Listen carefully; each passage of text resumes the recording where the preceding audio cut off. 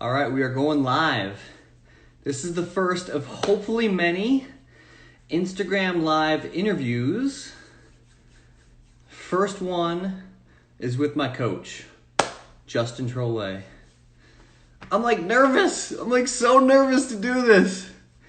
Okay, so I'm just waiting for coach to come on. This should be probably a good 20-30 minute conversation. My boy Angelo on here, Angelo Fit, did an interview with me last week, was it, my man? And it's a pretty good fit. Here we go. Let's see if we can do this. Go live.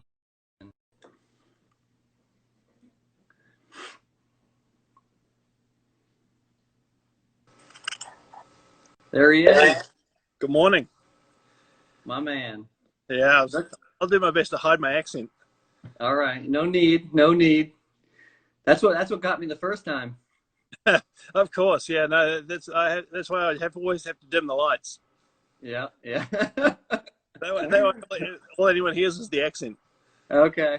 Well, take what you got, my man. I'm gonna do a quick little intro, and then we're gonna do some questions. But how's the weather in Colorado?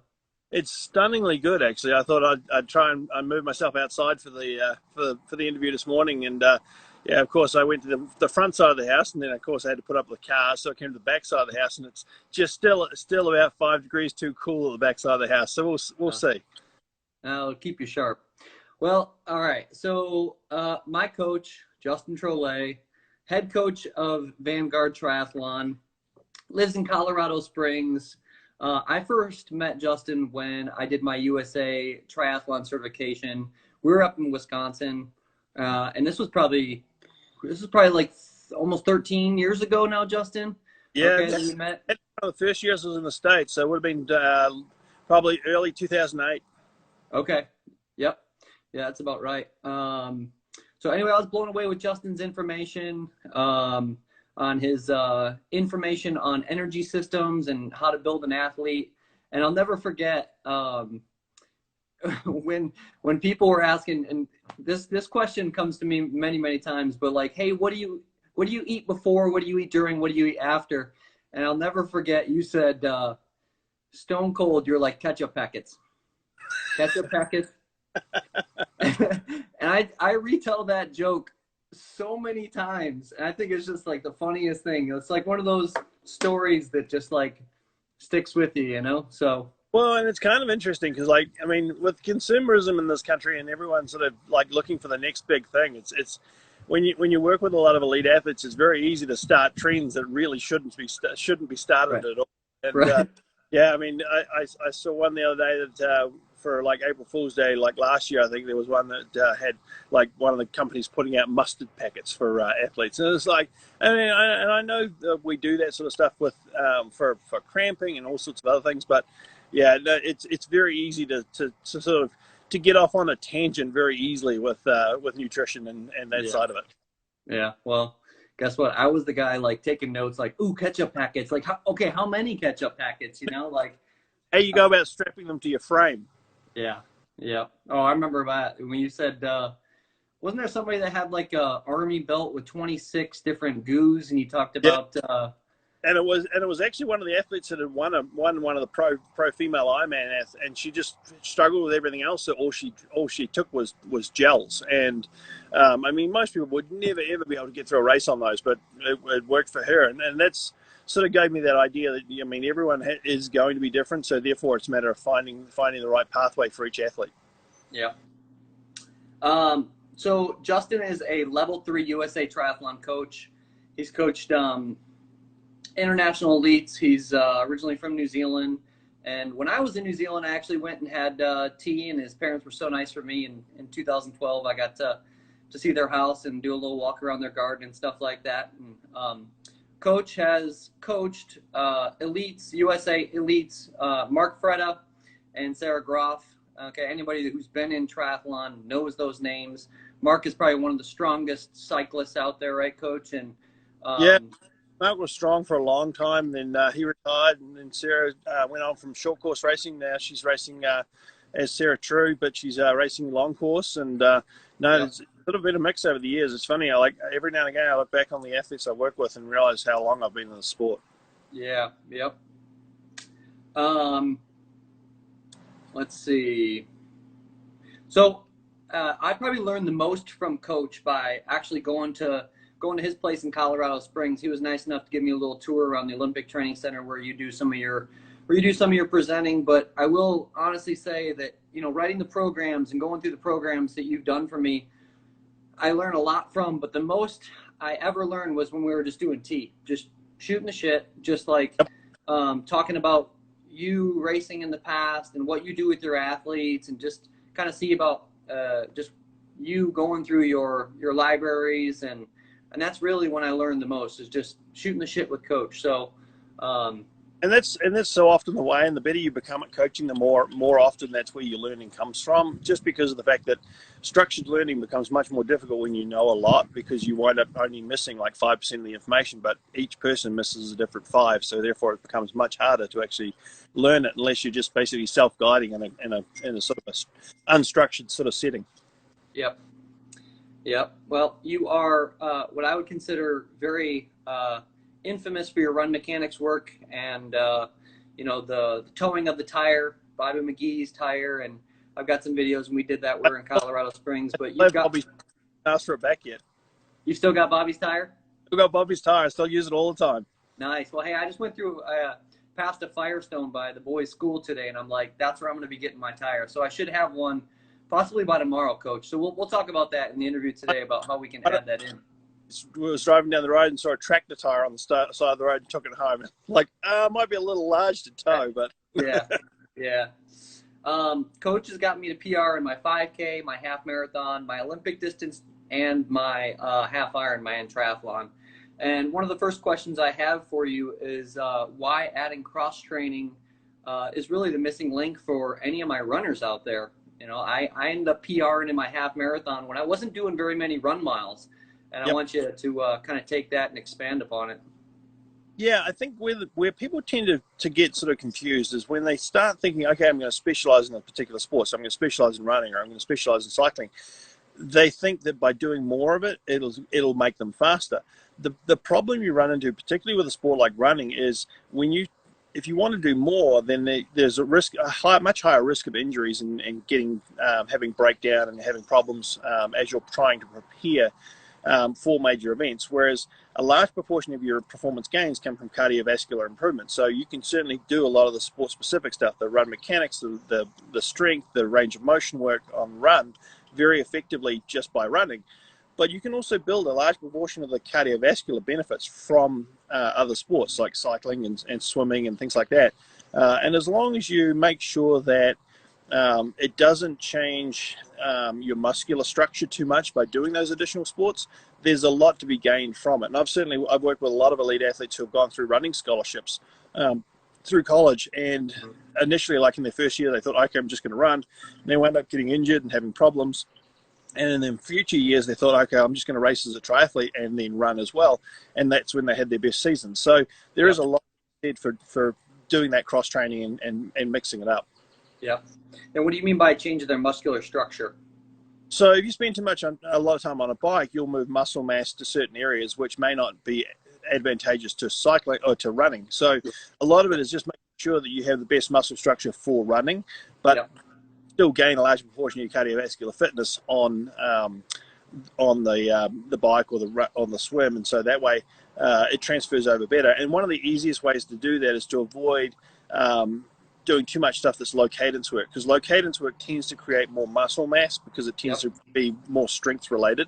And so if you do a lot of low cadence work on a bike, then yes, you will probably wind up with a little bit more muscle mass. And if you're a runner, it may not necessarily be a good thing. Whereas if you're a purist cyclist, that's not necessarily a bad thing. So it really varies between athletes, but certainly keeping the cadence high certainly will offset some of the negatives that would come from cross training that may necessarily negatively affect the run. I remember you talking about Chrissy Wellington when she was trying to, later in her career, she could outride anybody and she could outrun anybody, but she wanted to improve her running even more. And she ended up switching to more of a high cadence on the bike so she could run even better off her bike. Yeah, and if you watch her career as she was coming through from her early days and coming into Ironman, winning Kona, and then going through each successive year that she went through Kona, she actually slowly increased her cadence rate from very quite low cadences when she first came in to quite high cadences when she went out. Likewise, her muscular structure changed quite dramatically over that 5 year period too. And certainly you started to see her going from a situation whereby she would be very much a grinder and she would push big gears on the bike and she'd have more muscle mass, which then may have been a negative effect on her run. Right. To on being able to ride very similar speeds with less muscle mass in her legs, but being able to get off the bike and run faster because of it. So there is a trade-off, and it's just a matter of finding the right balance for each athlete. Right. Totally. So let's say you have a new client come in. Okay, it's first week. You just had like your client conversation. Where do you start with that client with workouts? I think a lot of it starts based on history. So you want to start with, like, I'll normally ask what they've been doing the last 6 to 8 weeks, because that has a huge effect over where they're at currently, which will then determine where you start them at. I mean, you can't say an athlete who comes and says, I want to run a sub 3 hour marathon, that you think, okay, this athlete's capable of it, but then you find out they haven't run for 8 weeks, is not going to be starting at the same point that someone comes in with a level of fitness. So figuring out where the athlete's at fitness wise, and what that balance of fitness has been. So how much aerobic, how much anaerobic, how much volume in total, what style of running they've been doing, is a really good starting point. And then I try to keep the first week, maybe 2 weeks, as close to what they've been doing as possible, and then adjust slowly. Because if you do adjust slowly, then there's a much lower risk of injury, because the body has time to adapt. Sudden change, the body doesn't tend to like particularly much. Sure. Yeah, certainly when you like pick up a coach for the first time, people just it's the new shiny gift, right? It's the new Christmas gift, and so people are like doing things to a T. Yep. And come to find out, maybe what they told you in that first assessment they actually weren't doing, and the first couple of weeks are like, wow, that was actually more than Yep. what they've been doing in the Yeah. past. New coach-athlete relationships always come at high risk, because you both don't know each other particularly well, and so there is a little bit of a feeling out period where you have to sort of figure out, okay, what's going to be best for this athlete, what do they need most, and that, for a beginner age group or a development athlete, that can be relatively easy, but as they get better, as an athlete reaches to that last 3, 4, 5% of performance improvements that you're trying to get, changes quite dramatically how hard it is to actually make those first steps in those first couple of weeks. So certainly, the better an athlete is, the harder it is to change coaches. Not because they don't necessarily need a new coach, but more because of the fact that it takes a little bit more time to get dialed in. Yep. Yep. It's a relationship, man. Absolutely. So you've been working with an athlete for a while, and you start to figure out their strengths and weaknesses. What are some of the ways that you see it with their data or with their racing, that they are strong in this and they are weak in that? Yeah, I think a lot of that comes down to experience as a coach. So what are you really looking for? Is you're looking for a perception of what an elite athlete looks like, or what a performance athlete looks like, and then you're guiding that athlete towards that. So, I mean, I used to say in my presentations to the level 1 class and the coaches, Da Vinci once asked, how do you make a horse out of a piece of clay? He said, well, it's pretty easy. I just start with a piece of clay and I take off everything that doesn't look like a horse. And it's basically the same with athletes. I mean, you start with a raw idea, but if you have an idea of where you want that athlete to be, and you have an image in your mind of what that athlete is going to be long term, then you basically start looking at their physiology, their biomechanics, and all the aspects that go into their performances, and then you start trying to sort of tailor those things in training to get closer to what is going to be perfect for that athlete for race day. Yeah. Yeah, you've done a lot of work with myself, and kind of unveiled a lot of my weaknesses. I tend to be pretty strong with the shorter work, right? And yep. And then needing more work on the fatigue resistance work. Yeah. The irony with that is the fact that with most athletes, you will generally find that if they're left to their own devices, they will do the things they enjoy most and avoid the things they enjoy least. And they tend to gravitate towards the things they're best at. And so strengths get stronger, weaknesses get weaker. I always joke with people, the reason people hire a coach is so they can give you the work you don't want to do. Totally. Yeah, well, it's funny. Like I'm getting a little bit antsy right now, and so Coach and I had this conversation probably about 2 weeks back, and I said, Coach, I got to get on a track. I got to get on the track, and so he's given me a little bit of time and freedom to play, and so on Wednesdays now, tomorrow I'll be on the track and letting it rip. So, you gotta be able to know what the athlete needs because it can't be all work, right? It's got to be play. And the more structured things are, and and the less control you have over it personally, the harder it is to train effectively because it's very easy to burn out and mentally to get tired. And Yeah. you need to have enough variety in there that both the athlete and the coach stay fresh and also focused because you'll be at your best when you're feeling good about your training. And certainly, I mean, like you can put a program together, and as a coach, you may think, okay, having that in there may not be perfect, but because of how it leaves the athlete feeling, it may be the perfect thing to Yes. put in there. So it's more than Yep. just having a program. It's very much about that interplay and interrelationship between coach and athlete to make sure that the athlete's Totally. happy as they're progressing forward. Because I saw a tweet the other day from somebody, and I can't think of who it was, but they basically said that most athletes over-predict what they're capable of in 1 year and under-predict what they're capable of in 5. And I think that's never more true. And if you can keep an athlete consistently progressing forward over a long term, they'll achieve all the goals that they ever wanted to achieve. The problem Interesting. is most people can't stay focused or stay committed or engaged for the length of time, and they burn out. And so they go in these stages where it's on, off, and so it limits their progression forward. That was me. That's me for a long time, man. In the winter I would go and I'd put on like literally 10 pounds of muscle and Only I'd pop out in the spring. I put on way Huh? more in the winter. Well, I don't know. And then I would, come out in the spring and try to do, shake off some of the muscle by putting in some miles, and then I would just kind of ebb and flow. But when we trained, we were focused for a good couple of years, and that's really when I saw my biggest changes, right? And I'll never forget what you said about um, in order to see someone's potential, it's 7 years of consistent training, correct? We normally work on the assumption that if someone's coming into the sport green and having their first couple of races, they'll naturally improve pretty consistently for at least the first 6 years. Okay. And you those improvements in generally across the board, swim, bike, and run.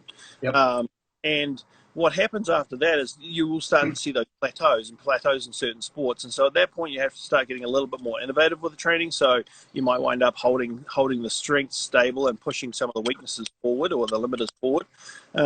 So you start mixing things up. But certainly, yeah, you're at the very least, you're looking 7 years to get someone up to a really solid level. And with most pros, it's much closer to like 10 years at least. And certainly with a lot of your Ironman athletes, I mean, we're seeing kids coming into Ironman who are 24, 25, who are doing fantastically well, but they started when they were 12.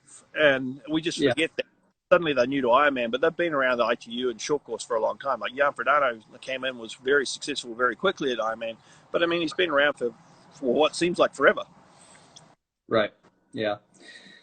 Um, all right. So, question about and where everybody is right now. Nobody's really capable of getting out and doing a race. We've got these time trials and these Strava challenges and stuff like that. And I'm creating like next week, actually, Lululemon has a 5K on June 3rd, which is Global Running Day for any of those who don't know that. But what are you suggesting your athletes do to keep focused and to continue pushing forward, kind of during this time? Yep. So I've got a wide mix of athletes. So I have some pentathletes, I have some triathletes, I have runners, cyclists, etc. And what I've done with pretty much all the sports is basically taken their goals that they had for race-based or competition-based goals, and turn them into things that were manageable that they could actually have full control over. Because one of the hardest things, particularly with the pandemic, is the fact that we lose control. We don't have control over what races. So we're preparing, and suddenly the race gets cancelled or it gets moved, and suddenly we're preparing again, and then the race gets moved again. And it becomes very difficult. It's much easier to try and keep the athletes 90% fit, hoping that suddenly the race will turn up and they'll say, okay, in a month's time we're racing, and you can be ready. So, but to keep the athletes 90% fit, they really need to be able to be engaged in what they're doing on a training on a daily basis. Yeah. easiest way I found to do that with most of the athletes, I would say probably 2/3 of my athletes are long course based athletes. So they race races that are 4.5 hours or longer.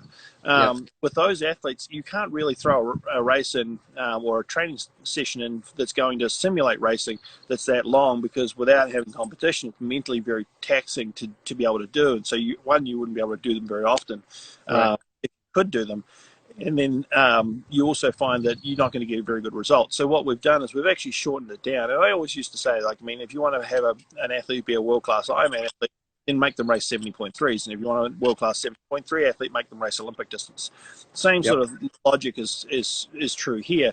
We've just Totally. shortened it more. So a lot of my athletes are focused on 5K speeds, their FTP work for the bike, and they're doing a little less work on fatigue resistance work and a little less work on their long stuff. And so that gives us a chance to work on biomechanics, to work on a lot of the things that we don't necessarily get to work on. And I talked to a coach out in California not that long ago, and he was asking me about swimming for triathletes and things like that. And I said, it's funny, like, even though we're out of the water, a lot of your purists, like triathletes who aren't particularly strong swimmers, may very well come out of this shutdown side of things actually winding up being better swimmers, because they're not reinforcing bad habits, and the work they're doing is stretch cord based work where they can actually see what's going on and run through correct motion with movements, and that makes a huge difference. But I think the biggest thing for all athletes is don't race too often. Like, I mean, the ability to race every single day is there if you really wanted it on Zwift or other platforms. You'll burn out too quickly. Just set yourself up on a time frame that works. Mix it up. So you might, if you're a runner, you might be doing 1 mile repeats or sessions every now and again, or 2 miles or 5Ks every now and again, 10Ks. But spread them out. Don't put them too close together. Once a week or once every 2 weeks is more than enough to stay focused, stay driven, and then guide your training towards those personal goals, and you'll get there pretty quick. Yeah. I think that's what we've done to pivot. My goal, I don't even think I've made it public, but my goal is to race Chicago Marathon and just absolutely destroy my PR. And I don't really foresee that happening. So we've taken a pivot and looking to improve in PR in my mile and my 5K. Well, setting a PR for the Chicago Marathon was definitely doable. What's not doable is the actual race. Oh yeah, no, totally. So, totally. Yeah. It is. It's and I think so many people are in that boat. I mean, I think we can get to a point where we can actually come out of this faster than we've been before, runners. But it's going to take a mental shift where you stop focusing on race to race to a way of personally testing yourself on a regular basis. Yeah. Well, one positive part of this pandemic is I've been getting a lot more sleep. So that's been helping my recovery and helping my runs, and I've been able to get a little more volume in. So you talk about, taking this time and really working on some of your weaknesses. And I've seen some of your training logs and the strength exercises you have in for me to improve my run. So kind of the strength library. What do you use to improve the strength of your runners when they're actually doing their running? So I'm a big proponent of strength through range of motion, which means strength through running. And I will do a lot of gym work stuff as well. But I feel like the gym is a way to create the strength, but then you have to turn it into functional strength. So you actually then have to turn it into something that's useful. I find that if we were to do all gym stuff, we'd wind up with muscle and strength in places where we may not necessarily need it. If we did it all out in the field, we wind up getting injured because the muscle winds up laying down too linear. And so it's finding a happy balance between those two. So creating strength in the gym, then moving the athletes into the field and doing things like hill repeats. And I mix up my hill repeats. So we'll do short power hill repeats, which are about 250 meters or about probably around about a minute and a half, a minute and a quarter in duration. Find those really, really good for creating power and range of motion, because you generally find if you're running an effort that's uphill at that intensity, you're not getting the same impact forces from crashing down onto knees and ankles and things like that, but you are a full extension, full range of motion with the muscles, and maximum power. And so it's a good way of doing that. And we might do 10 by 250 with a 1 to 3 work to rest ratio. So if it takes them a minute, 4.5 minutes to come back down the hill, get ready for the. And the irony is all athletes say, "Oh, it actually feels pretty good. I'm feeling great," until they get to about the 7th one. And it's like, well, I really don't feel as great as I did earlier. But it becomes it's less cardiovascular at that point. It becomes very much more they can't hold the paces because they're muscularly tired. So it makes that adaptation. And then I'll do a lot of 1K hill repeats as well, which are around 4.5 minutes as well. And we'll run those at about 90% or about exactly. Yeah. But we'll generally run those at about 10K race pace. So if you're a 40-minute 10K runner, then those 1K hill repeats wind up being run at about 4 minutes. And if you've got a hill that's too steep, it'll take you a little longer than that. So you go find a hill that's less steep, or if you're quicker than that, you generally wind up in a situation where you have to find a steeper hill. So something around 5% usually works pretty well. And that's once again on a 1 to 3 work to rest ratio. So you get up the hill and it might take 4 minutes, and then or normally 1 to 2. So we'll normally give about 6 to 8 minutes to get back down the hill for the next set. And that's a really good set as well. And you can look at that in a couple of different ways. If you're looking at strength endurance, it's really useful from the standpoint that you can actually look at if you're holding a set heart rate or a set pace, and you're looking at the moving variable. So if you hold, let's say, 165 heart rate up the hill, and you run at a certain pace, then that's useful, because if you're running the subsequent ones and you see a drop in pace, then that gives you a gauge as to your fatigue resistance and your fatigue. So that becomes super useful for future repeats. So if you want to see an increase in your fatigue resistance, your ability to hold pace over time as you get more fatigue, you can look at those drops in pace and say, okay, I've improved X amount since my last event. And that makes a big difference. Yeah, and that's the same thing with towing the tire as well. Towing the tire work, you can use it in 2 ways. You can use it to change or affect biomechanics and running form, or alternatively, you can run to a point where you can't hold form more, which is a really useful method of creating fatigue resistance as well. So, and also measuring. So you can get like a dirt track, or you can get a dirt trail. And you run the first one, you might make 250 meters before your form falls apart, and you have to be aware of form's falling apart. Right. Turn around, give yourself enough recovery, and then you run in the other direction exactly the same way until your form falls apart. And ironically, you don't get as far the second time around. So it's like that, and you get to a point. Right. Really good method, because you'll find over time you'll get closer to what you did the first time, and closer to what you get the second time. And so we have a deer walking past here. Get out. So yeah, my mum thinks I live in a wildlife reserve. So, but certainly, you'll find that that's a really useful effort, or a really useful workout to do, because one, it forces you to run with good form and overcompensates for the ways you want running form to change, but it also creates really good fatigue resistance and strength through range of motion. I plan on getting a tire probably tomorrow, and so I'll be probably putting up some videos on the how-to, so you can kind of walk me through that. I'll make sure. One of the questions I always get asked with tires as well, could I use a parachute? It's like, well, not really, because the problem is the tire pulls from the ground, and so as you're running, driving forward, whereas a parachute tends to pull upward, so it tends to exacerbate some of the weaknesses within running. It tends to cause you to have vertical, which is part of what we see with people who run on the treadmill all the time as well. So running on a treadmill, while useful for leg speed and some other things, and sometimes it's just unavoidable, it can create some negative running mechanics issues. So if you can limit treadmill running to about 20 to 30%, then that makes a huge difference to your ability to improve form.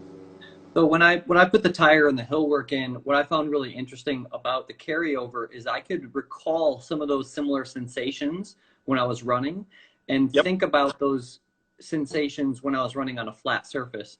And I also I ended up picking up those Nike 4% that have like the carbon fiber plate in them, and so I've raced in them, I've time trialed in them, and then when I'm running in my regular trainers, I imagine that same sensation when I'm in those Nikes, And so people just have to be mindful of what they're trying to get their body into. Okay. So whether it be pulling a tire, going up a hill, or trying to still picture their body being in that kind of pitched, slightly pitched forward position. Yeah, and one way I've always described it to athletes is like it's that feeling where you're running down a hill and you're getting faster and faster and faster, and then eventually you have to lean back in order to stop yourself from falling over. You want to be Yep. at that tipping point. So you want to be at that point where you feel like you're falling forward, and if you were to go any further forward, you'd tip over and fall forward, or if you were to come back, you'd slow down. And it's finding that equilibrium point. The problem most runners have with that is the fact that that equilibrium point requires a huge amount of core strength and stability, and Mm. if have that core strength and stability, it's hard to hold that position. So there's that natural tendency when the core starts to fatigue for you to stand upright. And as soon as you stand upright, you slow right down. Yep. Well, it's, played a lot of, benefits in my own training. So, time-based versus distance-based, training. So a lot of coaches will write, do blank amount of miles or do 6 times 1 mile. And my program, you'll write like 6 times 5 minutes or 6 times 6 minutes. Can you Yep. explain the benefits of writing time-based? So there's two ways that I'll write it. So if I'm writing a workout that's less than 4 minutes or 5 minutes in duration for the sets, like if we're doing track-based stuff, I'll always do it in distance. So it's always 400 to 800. Because of the fact that the goal is speed and we want to control distance, controlled speed. Anything else, though, is always based on time because the body has no idea of how far it's gone. All it knows is the duration and the intensity. And so if you have an athlete, two completely different athletes, one that's world-class and one that's just straight off the couch, and you're running them at the same intensity for Right. 5, they're both getting a similar physiological benefit from running at 5 minutes. But if you say, okay, go out and run 1 mile, one of those athletes will take 13 minutes to run that mile, the other one will take 4.5, and the physiological differences are drastically different. And Big so difference. Yep. basing things on duration and intensity is a much more accurate way to dial training in effectively to get the goals that people are looking for. Yeah. Yeah. And I've, if I've changed the way I coach people because of what you've implemented with me. And if it's, I've just found it to be so much more beneficial.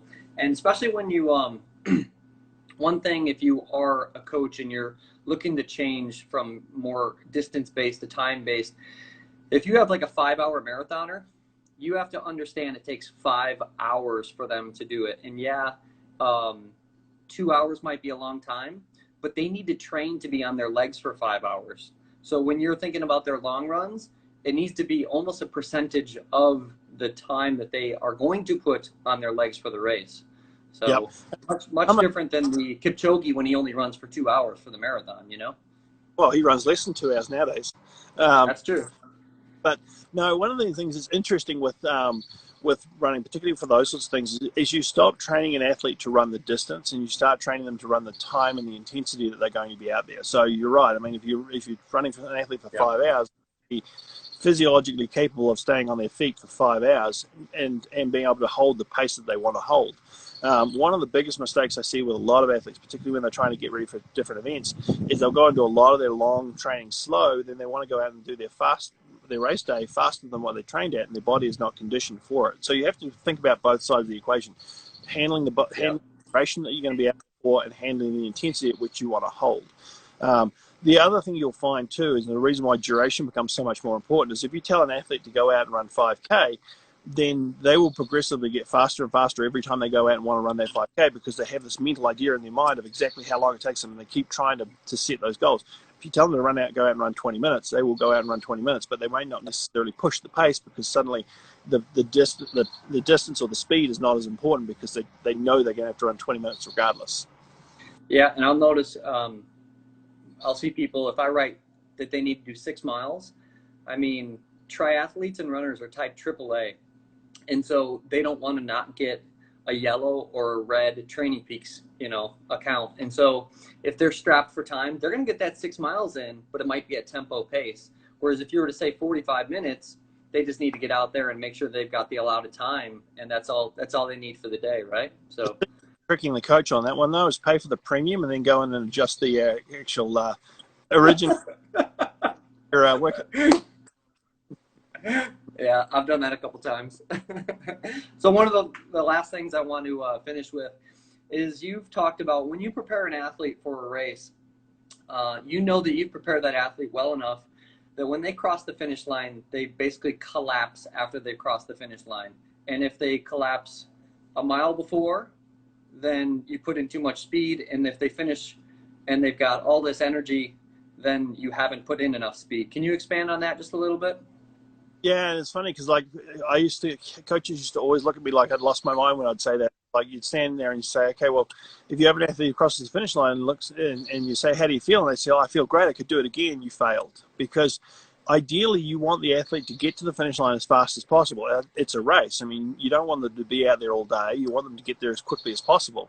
And so that balance between developing speed or speed endurance work and developing base and base conditioning and strength work, it becomes critically important. And the balance is what's most important for an athlete coming across that finish line. So if you have too much base or too much base conditioning, if you're out there doing long, slow distance all the time and you cross that finish line and you think, wow, I feel pretty good, then you probably left out a lot on the table. You could have probably got to that finish line faster if you'd done more speed and speed endurance work in your training. Likewise, I mean, if you run out of steam with several miles to go in the race, then chances are you probably could have done with more base or base conditioning work. And a lot of it is just when you're looking at a program for an athlete, you're looking at how to balance it correctly so that that athlete crosses that finish, nothing left in the tank. The only exceptions to that is if an athlete has multiple races over like a week or 2 weeks apart and you have to finish one, so you might have more conditioning for that purpose. Yeah. But certainly, yeah, you want the athlete to get to that finish line as fast as possible and leave nothing out on the course when they do it. So, and I think if you've achieved that from a coaching perspective, then you've got it spot on, and it's not always easy to do. Yeah. Well, Coach, you are just a wealth of information, and that's why you are coaching me, and I respect you tremendously. And I'm honored to have you on this Instagram Live, and hopefully when I hit end, I can actually save this one so people can listen to it again. And so I thank you for coming on, and anybody who wants to know information about Coach Justin Trolle and Vanguard Coaching, reach out to him. He's always not hard to find. What's that? I'm usually not hard to find if you Google my name. Yep, yeah, exactly. I put Justin Trolle in, and it was Justin Trolle Triathlon. So that's what you're known for. So thanks, Coach. I appreciate it. Anytime. And if for some reason it doesn't record, I like to talk. So just dial back. Cool, man. Thanks, buddy. Thanks, Mike. Yep. See you guys. Oh, my